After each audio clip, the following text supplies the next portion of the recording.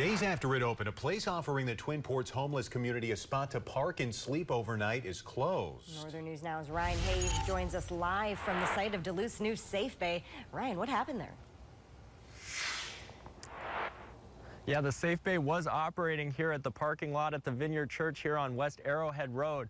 But now neighbors, some of whom have been opposed to this idea from the start, have filed an appeal with the city. Now, according to city code, that means the Safe Bay needs to be shut down until they can consider the appeal, which won't be until the June 5th meeting. This comes after the Duluth Planning Commission approved an interim use permit for an outdoor living site at the church's property on May 13th. And the Safe Bay started operating shortly after that.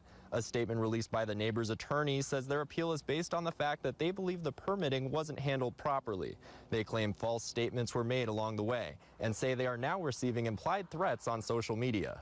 Today, those behind the Safe Bay told us they're in full compliance with city code, received the Planning Commission's unanimous approval, and that the Safe Bay is a lifeline to people who have fallen on hard times. They also claim there have been no issues since it opened.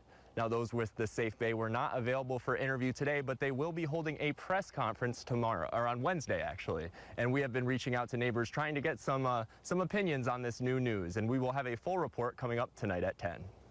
All right, Ryan Hayes reporting live for us from Duluth tonight. Thank you, Ryan. Meanwhile, here's a little history about the Safe Bay, which is operated by Chum. For the past 2 years, it was located in a parking lot next to the Damiano Center downtown. But this year, the Damiano Center is undergoing construction to build a temporary shelter, and Chum is also expanding its facility. So Chum recently put out a call to churches asking for help, and the Vineyard responded.